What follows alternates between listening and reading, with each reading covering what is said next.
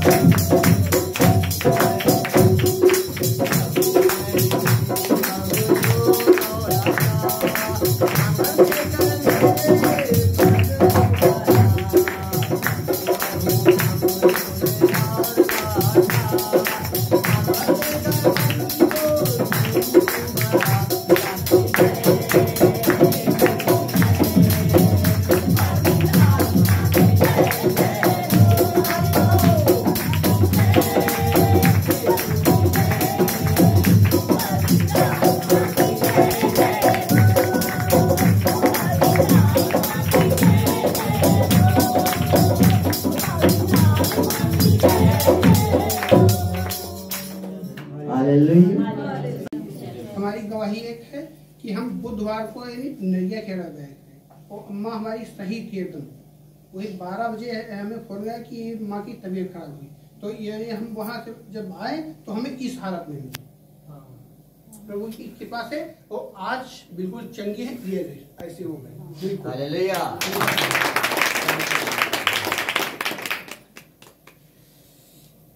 जब हमें फोन गया तो हम वहाँ से आए तो अम्मा को हमने इस हालत में देखा। उसके बाद में हम यहाँ से तुरंत फोन करने के बाद हम यानी गाड़ी से लखनऊ लेके गए जब तो वहाँ यानी भर्ती कराया इनको। अम्मा को हमारे झटका आ रहे थे यानी आंखें मुंह पूरा टेढ़ा हो गया, आधा अंग काम नहीं कर रहा था। उसके बाद में हमने डॉक्टर यानी देखा और हम प्रभु का यानी धन्यवाद रास्ते भर करते गए और फिर वो भर्ती करवा के हम चले आए। फिर घर पे प्रार्थना की, हम कहा प्रभु जी इनके होश नहीं है, लेकिन हम जब जाएं तो यानी जाएं प्रार्थना करते रहे। हम दोबारा जब देखने जाएंगे तो हमारी माँ चंगी मिले। तो हम गए तो यानी हमसे रोने लगी, कहने लगी भैया आप यानी हम बचेंगे नहीं। तो हमने कहा अब तो ठीक हो गई, अब तो कोई दिक्कत तो है नहीं। तो यानी तो कहने लगी इनको 3 दिन तक इनको यानी अपना दिमाग काम नहीं करा। तीसरे दिन इनको होश आया कि बिल्कुल यानी जान पाए कि हम यहाँ अस्पताल में भर्ती हैं और प्रभु की कृपा से बिल्कुल चंगी हो गई। इनसे हमने बताया कि भैया हमको गांठ की प्रॉब्लम है, इन्होंने प्रार्थना किया और अभी कुछ दिन पहले हमने फिर से अल्ट्रासाउंड कराया और प्रभु की कृपा से गांठ खत्म हो गई। उपवास का पहला दिन और यीशु मसीह ने जब उनका बपतिस्मा हुआ, वचन से हम लोग उपवास के बारे में पढ़ेंगे आने वाली 14 तारीख को। और ऐसे मैं बता दूं, योएल की पुस्तक में लिखा हुआ है कि महासभा का प्रचार करो, उपवास का दिन ठहराओ। उपवास के दिन ठहराए जा चुके हैं कलीसिया की तरफ से। महासभा का प्रचार करो यानी लोगों को बताओ कि मीटिंग्स होंगी। महासभा का प्रचार करो, लोगों को इकट्ठा करो, पुरानियों को बुला लो। योएल की पुस्तक में ऐसे लिखा हुआ है,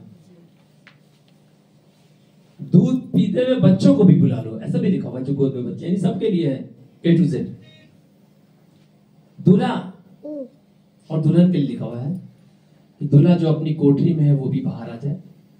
यानी जब विवाह हो जाता है, नया विवाह रहता है, हम लोग ज्यादा करके समय बिताते हैं, पति पत्नी एक साथ बिताते हैं।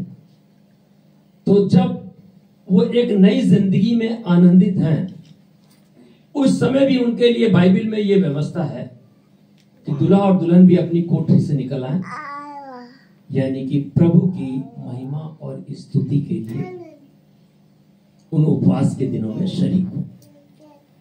कहने का मतलब यह है कि केवल हम उपवास के दिनों में, ये बुजुर्गों की जिम्मेदारी नहीं कि केवल वो उपवास रखें, ये बड़ वक्त हैं, उनकी भी बहुत जिम्मेदारी है कि हम प्रभु के रास्ते में आगे बढ़े। और उसमें लिखा हुआ है कि क्या जाने वो हमसे प्रसन्न होकर हमें ऐसी आशीष दे जिससे परमेश्वर का अर्घ चढ़ाया जाए। अर्घ माने बलिदान चढ़ाया जाए। परमेश्वर हमसे प्रसन्न कब होते हैं? जब हम उसकी प्रार्थना, स्तुति, महिमा, सम्मान करते हैं, उसका भय मानते हैं। और इसीलिए उपवास के दिन जो है वो अपने आप में बहुत महत्वपूर्ण है, मतलब बहुत खास है करके। तो जैसा कि योएल की पुस्तक में लिखा है, यशायाह में भी लिखा हुआ है। अभी जब 14 तारीख को आएंगे तो पूरा विस्तार से बताएंगे दोनों चीजों को। मत्ती में भी लिखा हुआ है कि जब तू उपवास करे तो किस तरीके से आपको रखना है। ये नहीं कि हम अपना चेहरे को उदास कर लें और मान लो पूछा आपने या किसी ने पूछा, भैया बड़ा उदास लग रहे हो, तो कहते हैं नहीं हमने उपवास रखा, आपका उपवास खत्म हो गया, ठीक है ना। इसमें लिखा हुआ अपने सर पे तेल लगा, एकदम पूरा बेहतरीन स्मार्ट रहे, ताकि जो तू उपवासी है तो तेरा खुदा जो गुप्त में तुझे देखता है, यानी परमेश्वर, गुप्त का मतलब है परमेश्वर आपको नहीं दिख रहा लेकिन परमेश्वर आपको देख रहा। गुप्त माने छिप के भी होता है, लेकिन परमेश्वर छिप के आपको नहीं देख रहा। हमारी मनुष्य की आंखें परमेश्वर को नहीं देख सक रही, लेकिन परमेश्वर हमें और आपको, सारे संसार को एक बार में ही सब कुछ देख लिया। उसी के चेले जब जा रहे थे और उन्होंने एक जगह बालियां तोड़ के खा ली, तो कुछ लोगों ने एतराज किया कि तेरे चेले उपवास नहीं रख रहे हैं, हो सकता है शायद वो उपवास के दिन चल रहे होंगे। तो प्रभु यीशु मसीह ने क्या कहा कि जब तक दूल्हा उनके साथ है तब तक उनको उपवास की जरूरत नहीं, लेकिन वो समय आएगा कि वो उपवास रखेंगे। यानी प्रभु जब उनसे अलग हुए, और एक उपवास की ये परंपरा जो है ये क्यों बनाई गई? आने वाली 14 तारीख को बुध के दिन ही उपवास शुरू होता है। हर साल 14 तारीख नहीं होती, वो तारीख बदल जाती है। उपवास का दिन जब शुरू होता है तो बुधवार को ही होता है, और उसके बाद 40 दिन तक उपवास है। संडे उसमें उपवास से रहित होता है। तो हम उपवास कैसे करें, ये हमारे दिलों में होना चाहिए।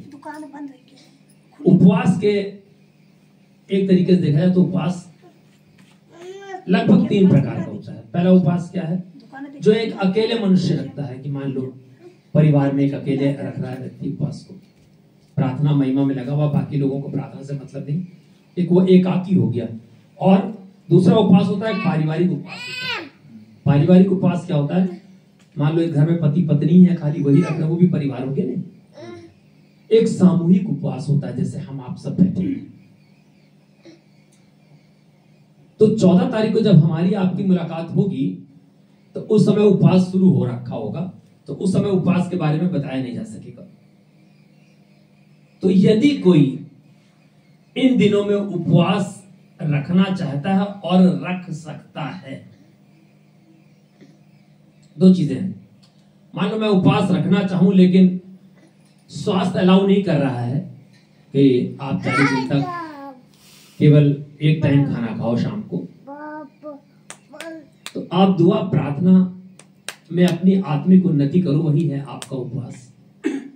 और यदि कोई रख सकता है तो सो फॉर सो गुड, मतलब बहुत अच्छी बात है। क्योंकि यीशु मसीह ने 40 दिन तक जब कुछ नहीं खाया, ये यीशु मसीह की मृत्यु से पहले के 40 दिन नहीं है। बहुत से लोगों एक ने हमसे पूछा, तो हमने कहा नहीं, जब यीशु मसीह बपतिस्मा लेके जैसे ही निकले हैं तब आत्मा उन्हें जंगल में ले गया ताकि शैतान से उसकी परीक्षा हो सके। यानी उपवास के दिनों में आपकी परीक्षाएं बहुत आएंगी। अगर जो लोग उपवास के 40 दिन, आप देखिएगा कभी आपको बहुत अच्छा खाने का मन करेगा, कभी आपका क्या बोलते हैं कोई मूवी देखने का मन करेगा, कभी आपको घूमने ज्यादा मन करेगा। उस समय आपको शैतान ठोकेगा, यानी शैतान से परीक्षा की वाली बात होती है। यीशु मसीह ने 40 दिन तक उपवास रख के और परीक्षा की घड़ी आने तक, वो क्या यीशु मसीह जब 40 दिन तक रहे, निराहार रहे, कुछ नहीं खाया, तो शैतान ने उनको कहा कि भाई तुझे भूख लगी है, रोटियां खा ले करके। पत्थरों को कहते रोटियां मन चाहिए, लेकिन क्या उन्होंने शैतान की आज्ञा को माना? नहीं। यानी शैतान ने उनसे जो जो बातें कही उसका उन्होंने इनकार किया और बाद में शैतान को भगा दिया। ये उपवास के दिन यदि मैं और आप पूरी पवित्रता के साथ में, पूरी प्रभु के भय में बढ़ के, धार्मिकता के साथ में और अपनी आत्मा को शुद्ध करके परमेश्वर के अगर निकट आए, क्योंकि उसमें लिखा योएल की पुस्तक में, अपने वस्त्र नहीं बल्कि अपने मन को फाड़ कर आओ। इसको आओ, मन को फाड़ को। मन के फाड़ को मतलब ये होता है कि मन फिराना। कोई गलतियां हो गई, मान लो पूरे साल में पाप हो गया, कोई अपराध हो गया है, किसी से जलन हो गई है, किसी को गाली दे दी है, किसी का कुछ ले लिया है, कुछ कर लिया है, इन दिनों में सारी चीजों की हम माफी मांगे। वो है मन को फाड़ना। कोई जिम्मेदारी है हमारे ऊपर और हम उस जिम्मेदारी से भागते हैं। मान लीजिए बाप हैं तो बच्चों को पढ़ाने लिखाने उनके परवरिश की जिम्मेदारी है। हम बेटा हैं, बेटी हैं, तो मेरी जिम्मेदारी है अपने माँ बाप का आदर करना, घर को संभालना और पढ़ना। अगर मैं पढ़ने वाली लड़की हूं तो ये भी मेरी जिम्मेदारी है। और मैं अपने काम को ईमानदारी से पूरा नहीं करी तो वो भी मैंने एक प्रकार का गुनाह किया है। इन दिनों में हमें ये मौका मिलता है कि हम अपने उन पापों को, गुनाहों को प्रभु के सामने रखें, सच्चे हृदय से मन को फाड़ दें, हैं? यानी हमारे मन को केवल वो परमेश्वर देखे और तब हम लोग माफी मांगे। वो खाने वाला उपवास मत रखें। भोजन का जिनका कोई इलाज चल रहा हो, वो उस इलाज के दौरान उनको खाने के साथ दवा खानी ना, दवा कहते नहीं, बहुत से लोग खाली पेट दवा खाते हैं तो उसका और दुष्प्रभाव होता है, उल्टा असर होता है। वो लोग उपवास को ना रखें। और जिसका अंतर मन कहता हो कि मुझे रखना चाहिए उपवास, दवा वालों को और जो प्रेग्नेंट हैं औरतें जिनके पेट में बच्चा है या जो बच्चों को दूध पिला रही हैं, वो उपवास ना रखें। लेकिन इसके अलावा जो रख सकता है वो रखे। और अदरवाइज ये कोई कंपल्सन नहीं है, मेरी एडवाइस है, सलाह है। और हो सकता है कि कुछ लोग कह भी सकते हो गलत सलाह है, मेरी एक सलाह है। नहीं रख पा रहे 40 दिन पूरे उपवास, आप पहले दिन का उपवास जरूर रखें और कोशिश करिए हर शुक्र उपवास रखें 40 के दिनों में। इतना तो शायद मैं सोचता हूं कर सकते हैं लोग। एवरी फ्राइडे उपवास को शुक्र के दिन ही क्यों, मतलब मैं तो दिया गया उपवास के लिए शुक्र के, आप कभी भी उपवास कर सकते हैं। उसमें मतलब दिन का फाउंडेशन नहीं, क्योंकि जब 40 से चलेंगे तो उसमें सारे उपवास आएंगे। संडे का दिन छोड़ा गया है कलीसिया की तरफ से, उसकी वजह यह है कि वो विश्राम का दिन है और वो प्रभु का ठहराया हुआ दिन है, उसमें कोई हस्तक्षेप नहीं है। तो जब बुध के दिन हम लोग मिलेंगे तो चाहेंगे कि क्या बोलते हैं, उस दिन जो है हम लोग उपवास रखकर आए, अपने उपवास को उपवास के साथ शुरू करें। शरीर को कष्ट देना, मतलब भोजन नहीं करेगा तो शरीर को कष्ट मिलेगा ना, शरीर को कष्ट देना जो प्रभु यीशु मसीह हे पिता हमारे, तू जो स्वर्ग में है, तेरा नाम पवित्र माना जाए, तेरा राज्य आवे, तेरी इच्छा जैसे स्वर्ग में पूरी होती है वैसे ही इस पृथ्वी पर भी पूरी हो। हमारा प्रतिदिन का आहार आज हमें दे, हमारे गुनाहों को माफ कर, जैसे कि हम भी अपने गुनाहगारों को माफ करते हैं। हमें परीक्षा में ना डाल, परंतु बुराई से बचा, क्योंकि राज्य, पराक्रम और महिमा सदा तेरी। आमीन। पिता, पुत्र और पवित्र आत्मा की बड़ाई हो, जैसे वो आदि में थी, अब है और सदा रहेगी। आमीन। आशीष की प्रार्थना के लिए अपने सर को झुकाएं और हम लोग बोलेंगे अपने हाथों को उठा के। अब हमारे परमेश्वर का अनुग्रह, प्रभु यीशु मसीह का प्रेम, पवित्र आत्मा की सहायता और सहभागिता अब से लेकर हमेशा तक हम सभी विश्वासी गणों हमेशा आमीन। आमीन। बैठ जाइए।